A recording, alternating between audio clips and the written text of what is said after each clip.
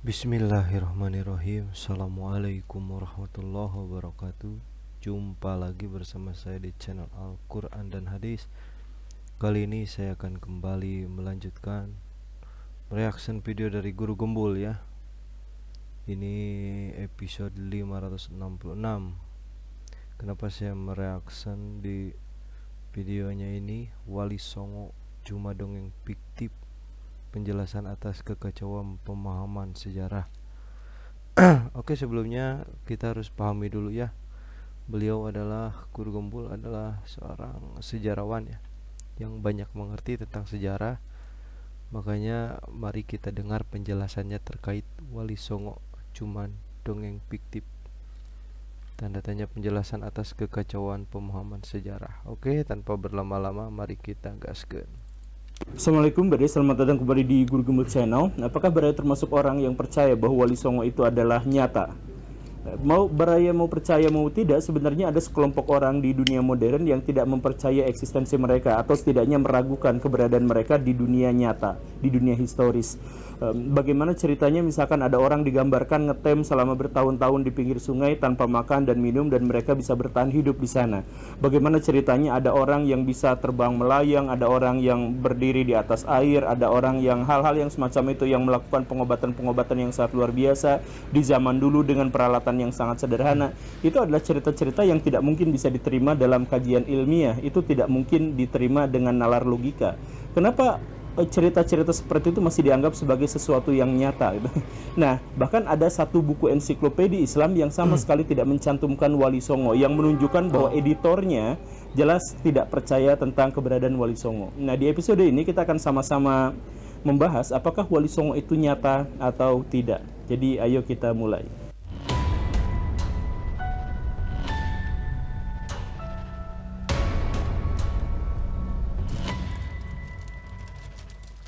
Kalau kita mau jujur dan dengan menggunakan pendekatan yang lebih saintifik, maka kita harus akui bahwa cerita-cerita yang berhubungan dengan Wali Songo itu adalah cerita yang tidak benar, hoax, hanya sekedar legenda, atau setidak-tidaknya dia tidak mungkin diterima dalam nalar akademis.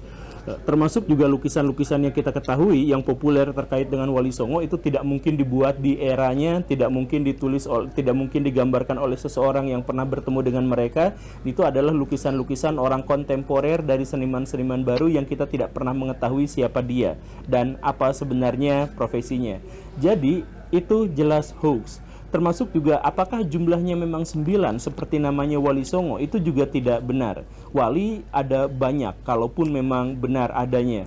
Dan Wali Songo itu sebenarnya adalah sebuah upaya manusia di masa lampau untuk mengaitkan cerita-cerita manusia-manusia yang menyebarkan ajaran agama Islam dengan satu konsepsi dalam bukunya Futuhatul Makkiyah karya Ibnu Arabi. Di sana dijelaskan bahwa wali itu ada 9 jenis. Dan karena wali itu ada 9 jenis, maka orang-orang yang menyebarkan agama Islam yang dianggap sakral itu harus berjumlah 9 orang. Walaupun kita tidak memiliki peluang untuk menyebut bahwa mereka benar-benar 9 orang.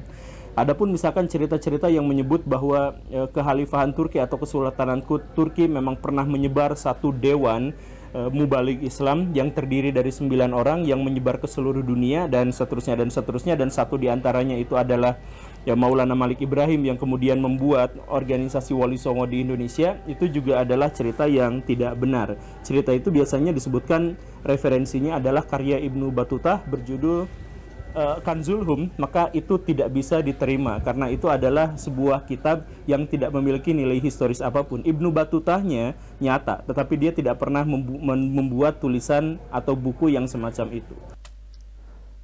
Dalam berbagai forum bahwa tahun 1404 Masehi, Khalifah Muhammad I mengirim surat kepada bangsa Afrika Utara dan Timur Tengah untuk mengumpulkan sejumlah ulama yang memiliki kemampuan di berbagai bidang untuk diberangkatkan ke Pulau Jawa.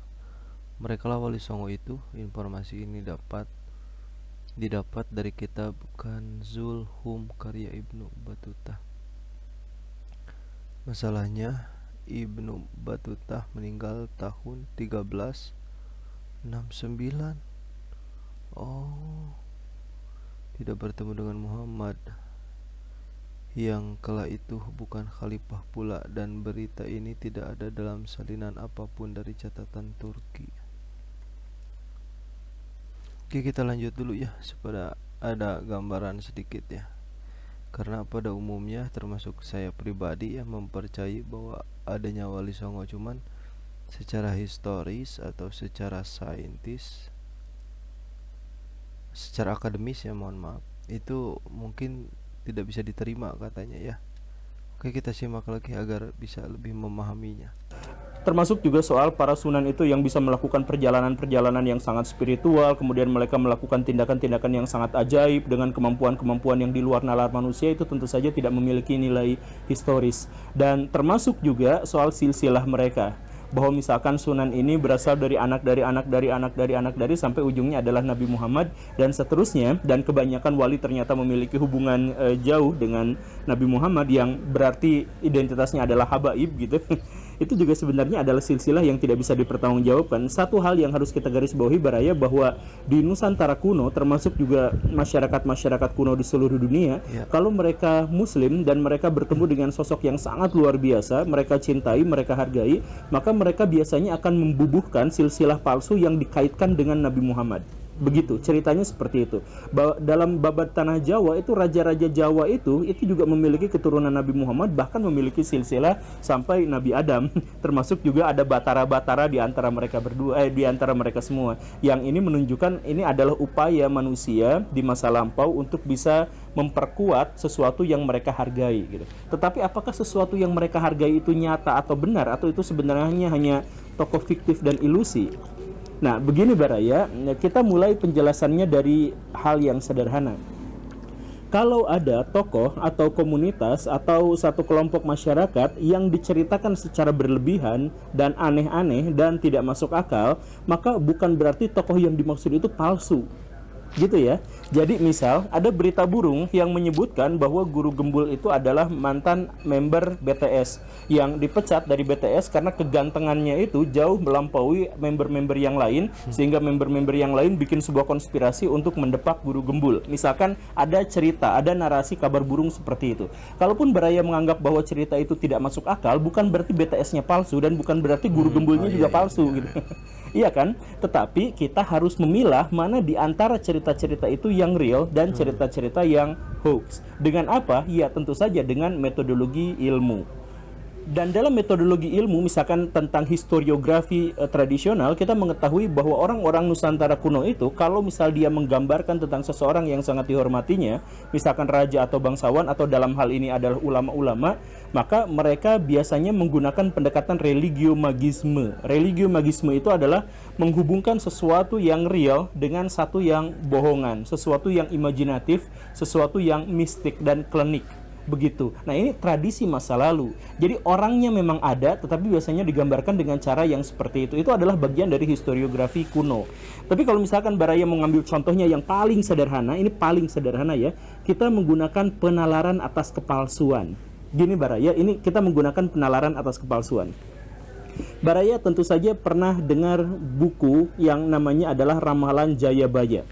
Ya, Baraya mungkin sebagian pernah membacanya atau pernah melihat cuplikan-cuplikannya di internet. Saya punya bukunya.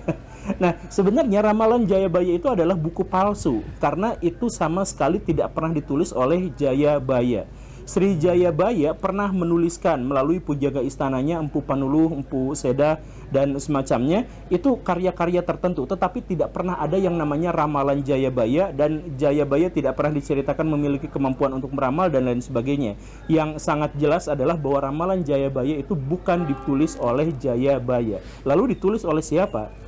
Para ilmuwan kemudian mengidentifikasi dan akhirnya mengetahui bahwa kitab Ramalan Jayabaya itu sebenarnya adalah kitab Asror, karya Sunan Giri Lapen atau Sunan Giri ketiga, yang berusaha mengajarkan moral kepada masyarakat pada waktu itu dengan cara-cara yang mungkin bisa mempengaruhi masyarakat, bisa mempercayai audiensnya. Maka misalkan ceritanya itu adalah di masa depan Pulau Jawa akan dihancurkan oleh orang berkulit putih yang begini. Kalau apa? Kalau anak-anak tidak lagi patuh pada orang tuanya, kalau istri tidak patuh lagi pada suaminya dan sebagainya. Jadi sebenarnya itu adalah buku moral yang ditulis sedemikian rupa disesuaikan dengan kebudayaan masyarakat pada waktu itu untuk bisa menanamkan sesuatu yang positif, sesuatu yang baik. Begitu ceritanya. Oh, mungkin tujuan dibikin kitab itu atau buku itu ya agar moral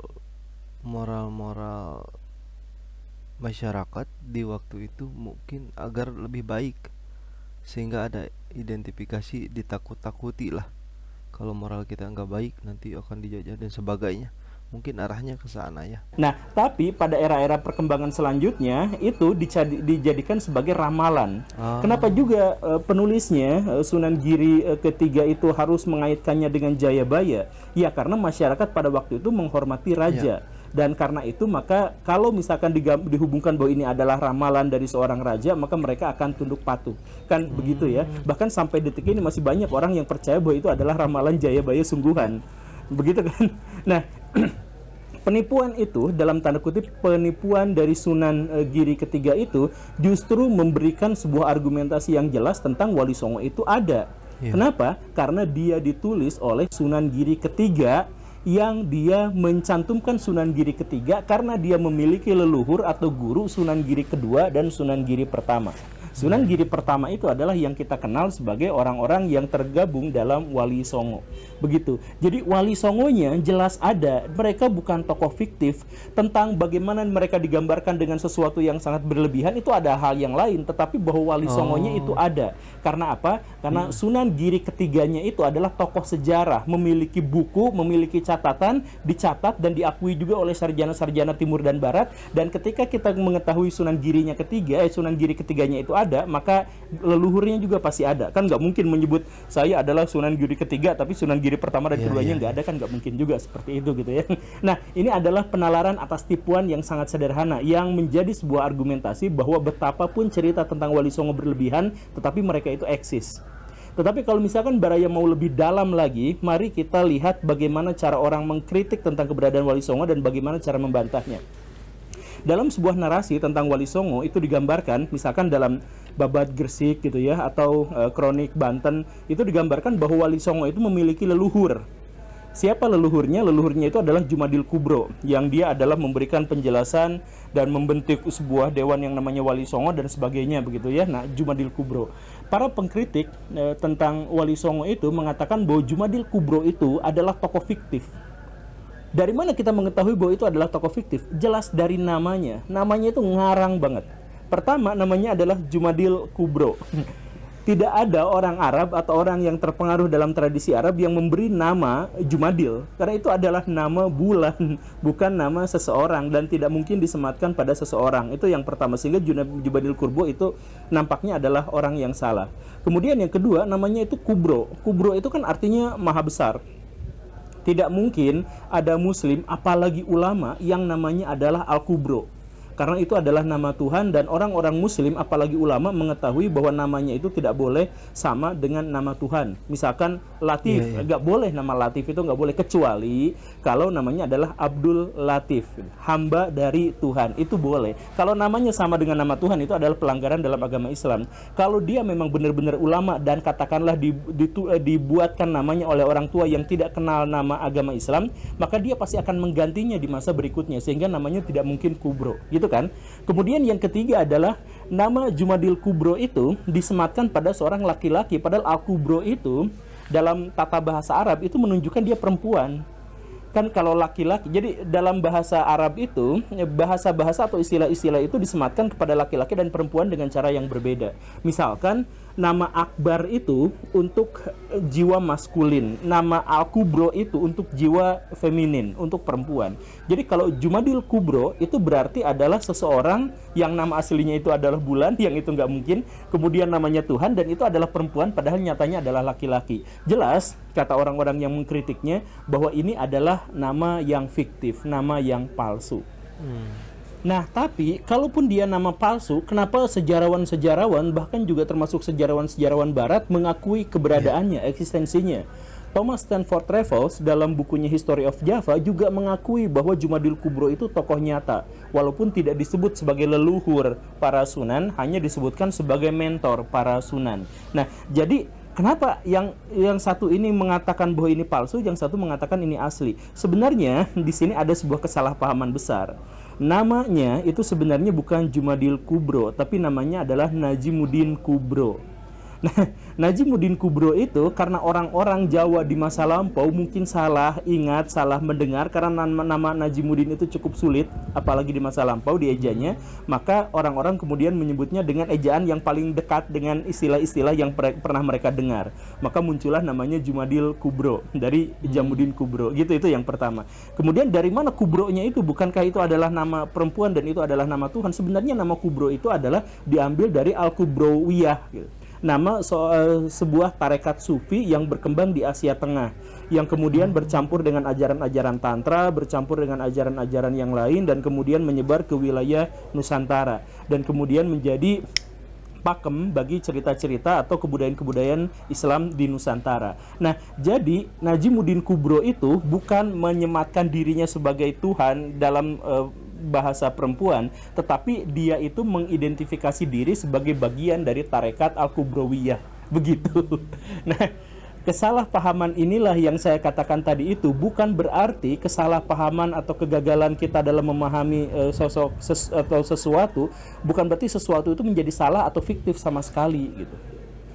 Lalu banyak cerita-cerita lain yang berhubungan dengan Wali Songo itu juga sebenarnya adalah cerita yang bisa kita verifikasi dalam konteks sejarah. Misalkan begini, cerita tentang rebutan pengaruh antara Sunan Kudus dengan Sunan Kalijaga.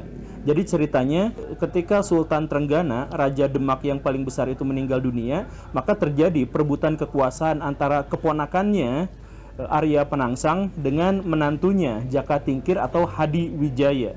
Nah, perseteruan itu memanas dan akhirnya hampir memecah belah kerajaan. Bahkan sebenarnya sudah pecah karena pada waktu itu Hadi Wijaya memindahkan seluruh kekuasaannya itu ke Pajang dan dirilah yang namanya Kerajaan Pajang yang akhirnya meruntuhkan Kerajaan Majapahit. Nah, itu kemudian membuat tokoh-tokoh spiritual yang ada di situ campur tangan.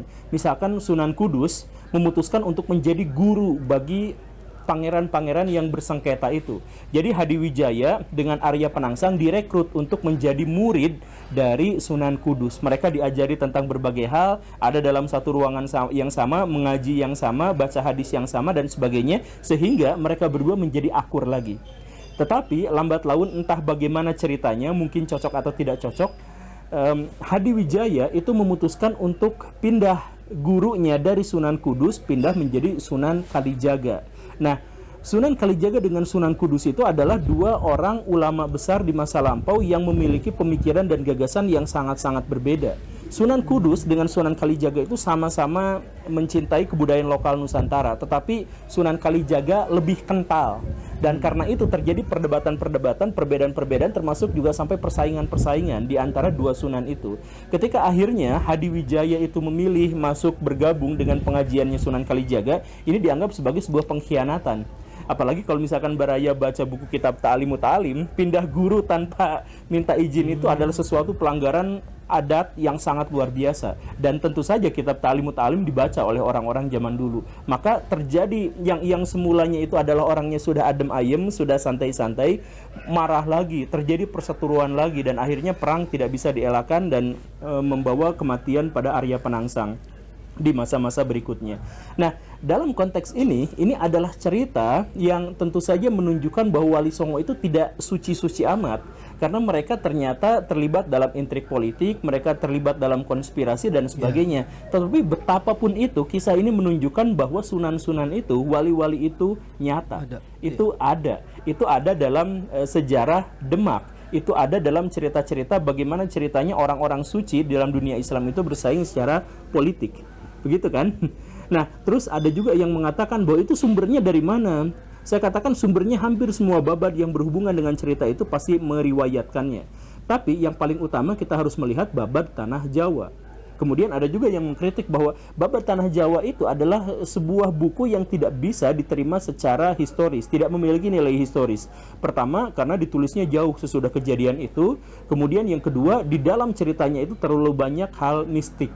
Seperti yang tadi itu. Misalkan raja-raja Jawa itu adalah keturunan dari Batara yang ujungnya adalah Nabi Adam, yang itu semua tidak mungkin bisa dikonfrontir dalam metodologi sejarah. Tapi gini Baraya, seperti yang sering dikatakan di episode ini, bahwa metode sejarah itu adalah metode analitis.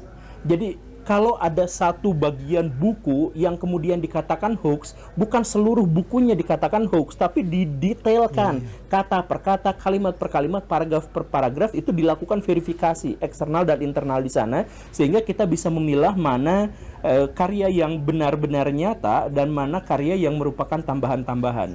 Dalam hal ini, sejarawan-sejarawan, khususnya sejarawan-sejarawan Barat, mengatakan bahwa bagian terbesar dari Babat Tanah Jawa itu tidak bisa dikonfirmasi. Tetapi cerita-cerita yang berhubungan dengan atau yang latarnya itu dari abad ke-15, 16, ke-17 itu adalah cerita yang bisa dipertanggungjawabkan secara ilmiah. Begitu. Nah, dalam hal ini maka cerita-cerita tentang perwalian itu dan cerita-cerita bagaimana mereka bisa berintrik dalam dunia politik itu adalah cerita yang bisa diverifikasi. Nah, sekali lagi, betapapun ternyata Wali Songo tidak sesuci yang dibayangkan karena adanya cerita itu, tetapi setidaknya dikatakan bahwa Wali Songo itu di situ disepakati keberadaannya. Mereka bukan tokoh fiktif. Kita sebenarnya punya lebih banyak PR untuk bisa menjelaskan apakah Wali Songo itu nyata atau fiktif, termasuk bagaimana silsilah mereka, benar atau salahnya, dan sebagainya. Ya, tentu saja. Tetapi tentu saja video ini terbatas waktunya, durasinya, karena Baraya tidak akan mau nonton terlalu panjang. Mungkin kapan-kapan kita akan bahas di segmen-segmen yang lain. Tetapi di episode ini saya hanya ingin menegaskan satu hal dalam metodologi ilmu atau metodologi sejarah lah dalam hal ini ya, bahwa metodologinya itu adalah analisis. Maksud analisis itu adalah kita memecah-mecah fakta, kita memecah-mecah data. Jadi kalau ada sebuah data yang itu tidak masuk akal, bukan berarti seluruh data itu dianggap sebagai sesuatu yang tidak masuk akal. Kita pecah-pecah, karena bagaimanapun di antara cerita-cerita yang paling tidak logis sekalipun, kalau itu berasal dari masa lalu, itu adalah menggambarkan tentang sesuatu yang mungkin saja bisa dipercaya. Kalau misalkan ada cerita tentang Nyi Roro Kidul yang itu sama sekali nggak bisa masuk akal, atau cerita misalkan Timun Mas gitu, yang ada anak kecil yang keturunan dari buta apa dan sebagainya, itu memang tidak dipercaya, tapi sejarawan menjadikan itu sebagai referensi untuk apa? Untuk memahami folklore dan budaya masyarakat masa lampau. Karena di situ tetap ada nilai historisnya kalau kita menggunakan pendekatan yang lebih analitis. Oke, Baraya, sekali lagi ya, masih banyak cerita-cerita dan masih banyak argumentasi-argumentasi, tapi karena Baraya pasti ngantuk, terima kasih karena sudah menyimak. Saya Guru Gembul. Assalamualaikum warahmatullahi wabarakatuh. Oke guys, di video kali ini memang pada poinnya yang saya tangkap ya, memang benar ada para wali tersebut ya. Cuman bagi saya pun, saya tidak ingin terlibat untuk masalah keajaiban dan sebagainya ya. Tapi memang mereka, bahkan para wali tersebut yang dikatakan 9 itu pasti ada terkaitnya dengan masalah penyebaran Islam.